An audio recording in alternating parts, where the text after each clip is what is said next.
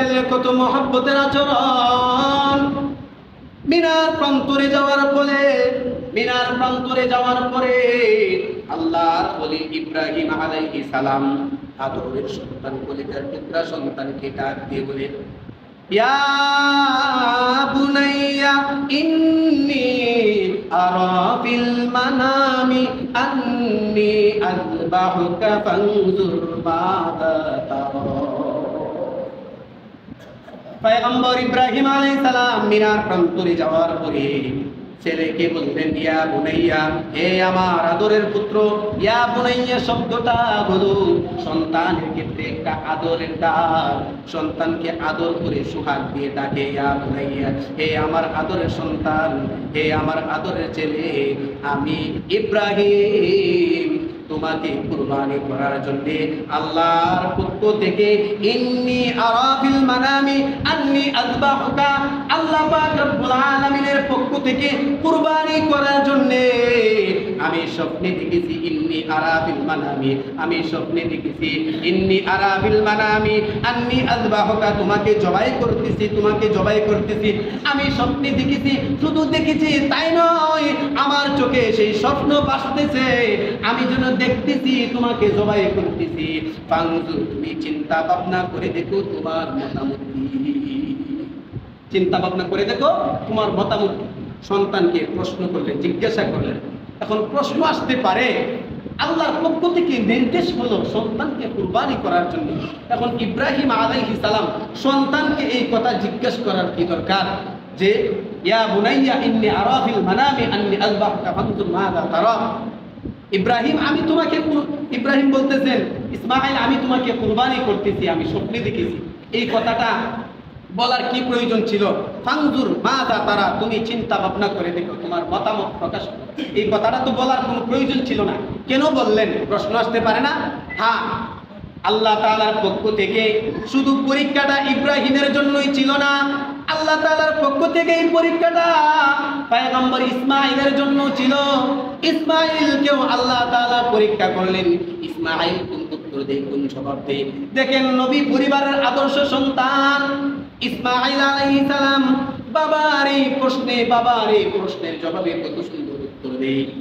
বাবার এই প্রশ্নের জবাবে ইসমাঈল আলাইহিস সালাম বললেন, ক্বালা ইয়া আবাতি ফাআল মা তুমার, ওগো আমার আল্লাহ, ওগো আমার আব্বা, ইয়া আবাতি, এই শব্দটা বাবাকে আদরের ডাক, বাবাকে ডাকার জন্য আদরের ডাক, বাবাকে সোহাগের সাথে, আদরের সাথে, সম্মানের সাথে মায়াবী সুরে ডাকলেন, ইয়া আবাতি ফাআল মা তুমার, হে আমার আব্বা, হে আমার আব্বা জান, আপনি আমাকে কুরবানি করবেন, আল্লাহ তাআলা হুকুম করেছে, এতে আমার কোনো আসে যায় না, আমার কোনো সিদ্ধান্ত নেওয়ার দরকার নাই। আল্লাহ যা সিদ্ধান্ত নিয়েছেন, আল্লাহ যা হুকুম করেছেন, তাই আমি মেনে নিয়েছি। সাতাজিদুনি ইনশাআল্লাহু মিনাস সাবিরিন, বরং আপনি আমাকে কুরবানি করবেন, আর আপনি আমাকে কুরবানি করার সময় আপনি আমাকে ধৈর্যশীলদের সাথে পাইবেন। বলেন সুবহানাল্লাহ। আমাকে ধৈর্যশীলদের সাথে পাইবেন, আমাকে তাড়াহুড়া করতে দেখবেন না, আমি হুটসেট করব না, আমি এমনভাবে থাকবো আপনার যেন কোনো কষ্ট না হয়। এই জবাব পয়গম্বর ইব্রাহিম আলাইহিস সালামের ছেলে ইসমাঈল আলাইহিস সালাম দিয়ে দিলেন। বলেন সুবহানাল্লাহ। তাহলে নবী পরিবারের সন্তান, আদর্শ সন্তান কোনোদিন অসৎ চরিত্র বা অসভ্য হইতে পারে না। কিন্তু বর্তমান যুগে দেখা যায়, কোনো বাবা যদি কোনো সন্তানের উপর সিদ্ধান্ত নিয়ে ফেলে, হে সন্তান, আমি তোমাকে অমুকটা করতে চাই, আমি তোমাকে এটা করতে চাই, অমুক জায়গায় বিবাহ শাদী করাইতে চাই, তুমি করতে হবে, তখন সন্তান তো বাবার কথা মানেই না, বরঞ্চ আরো উল্টা রান্দাও তার বাবার ঘাড়ে তুলে দিই। ঠিক কিনা বেঠি? বা আমি অমুক মেয়েকে পছন্দ করছি, তাকে পছন্দ করছি, আর আমার বাবা বলছি তাকে বিবাহ করাইতো না। এ ধরনের সিদ্ধান্ত যদি কোনো বাবা নিয়ে নেয়, তাহলে তোমার উচিত হলো তোমার বাবার সিদ্ধান্তই তুমি মেনে নেওয়া উত্তম। আর যদি মেনে নাও, তাহলে তুমি ইব্রাহিমের সন্তান হযরত ইসমাঈলের এই আদর্শ লালন করেছো। বলেন সুবহানাল্লাহ। তো ইব্রাহিম আলাইহিস সালামের ছেলে যখন ইসমাঈল এই জবাব দিয়ে দিলেন, তখন আল্লাহর পক্ষ থেকে হযরত ইব্রাহিম আলাইহিস সালাম তাকে আল্লাহর নির্দেশ পালন করার জন্য, তাকে কুরবানি করার জন্য প্রস্তুত হয়ে গেলেন। ইসমাঈল আলাইহিস সালাম বললেন, বাবা শুনো, আপনি আমাকে কুরবানি করবেন, আপনাকে কুরবানি করার আগে আপনাকে কিছু কথা বলা। তো বলো। পয়গম্বর ইব্রাহিম আলাইহিস সালামের সন্তান হযরত ইসমাঈল আলাইহিস সালাম বাবাকে বললেন, বাবা আপনি আমাকে জবাই করবেন, আপনি আমাকে জবাই করবেন, আমাকে ধৈর্যশীলদের সাথে পাইবেন। তবে জবাই করার সময়, জবাই করার আগে আপনাকে আমি বলি, আপনি যখন আমাকে জবাই করার জন্য শোয়াইবেন, তখন আমাকে চিৎ করে শোয়াইবেন। তখন আপনি আমাকে চিৎ করে শোয়াইবেন না, আপনি আমাকে উপর করে শোয়াইবেন।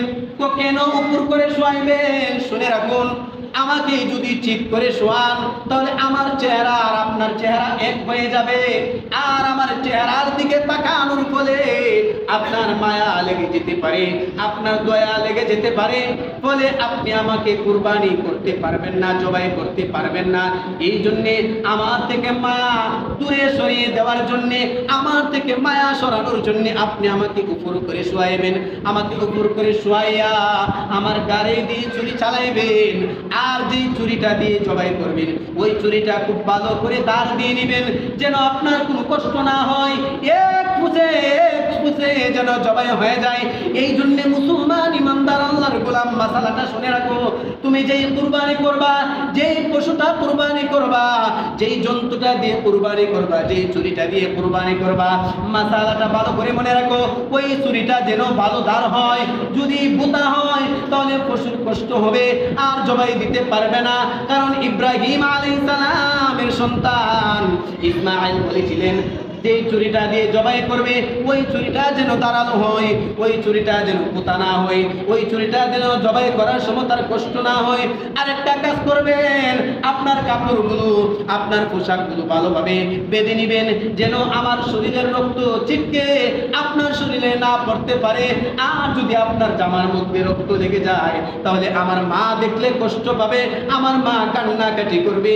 আমি চাই না আমার মা জন্মে আমার জন্য কান্নাকাটি করবে, আমি চাই না আমার মা জননী আমার জন্য কষ্ট করুক। এই জন্য আপনি ওই কাজগুলি করবেন।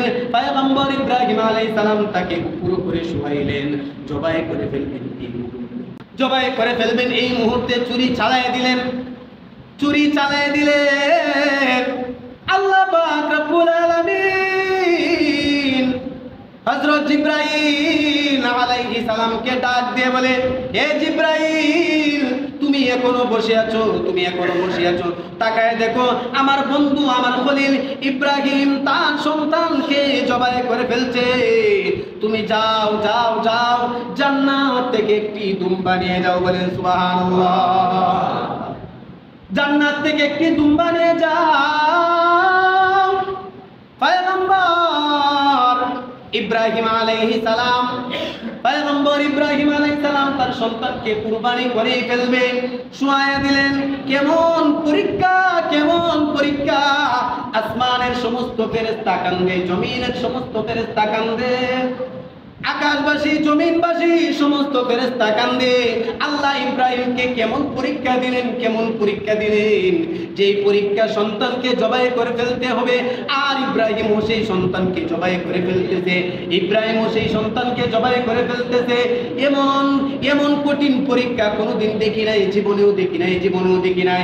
কিন্তু আল্লাহ পাক রব্বুল আলামিনের কাছে এই পরীক্ষা এত ভালো লেগেছে, পয়গম্বর ইব্রাহিমের পরীক্ষা আল্লাহ এত পছন্দ করেছে। আল্লাহ পাক রব্বুল আলামিন জিবরাইলকে বললেন, জিবরাইল যাও জান্নাত থেকে একটি দুম্বা নিয়ে যাও, আর এই দুম্বা আমার ইব্রাহিমের শরীর তুলে ধরে দাও। যদি না ধরো তাহলে সত্যি সত্যি তার সন্তান ইসমাইলকে কুরবানি করে ফেলবে। ইব্রাহিম আলাইহিস সালামের শরীর তুলে ইসমাইলকে বাঁচানোর জন্য জিবরাইল আলাইহিস সালাম জান্নাত থেকে দুম্বা নিয়ে যখন প্রথম আসমানে আসলেন, প্রথম আসমানে, নিচের আসমানে যখন চলে আসলেন, তখন জিবরাইল বললেন, আল্লাহু আকবার, আল্লাহু আকবার, আল্লাহু আকবার, এই শব্দগুলো বললেন। আর এই জিবরাইলের শব্দ শুনে ইসমাইল বলে উঠলেন, লা ইলাহা ইল্লাল্লাহু আল্লাহু আকবার। এরপরে ইসমাঈলকে উঠাইয়া দাঁড় করাইয়া জিবরাইল আলাইহিস সালাম ইব্রাহিমের শরীর তোলে ওই জান্নাতি দুম্বা ধরে দিলেন আর জবাই হয়ে গেলেন। আসমান এবং জমিনের সমস্ত ফেরেশতা ইব্রাহিম এবং ইসমাঈল জিবরাইল সহ সবাই বলে ফেললেন ওয়ালিল্লাহিল হামদ, বলেন সুবহানাল্লাহ। তাহলে জিবরাইল বললেন আল্লাহু আকবার আল্লাহু আকবার, ইসমাঈল বললেন লা ইলাহা ইল্লাল্লাহু আল্লাহু আকবার। আসমান জমিনের সমস্ত ফেরেশতা ইসমাঈল এবং ইব্রাহিম সহ জিবরাইল সহ সবাই বললেন ওয়ালিল্লাহিল হামদ। এই কথা বলার পরে আল্লাহু আকবার বলে যখন জবাই করে ফেললেন, তখন তারায় তাকায় দেখে ইব্রাহিমের শরীর তোলে জবাই হয়ে গেছে জান্নাতি একটা দুম্বা, আর ইসমাঈল পাশে দাঁড়ানো, বলেন সুবহানাল্লাহ।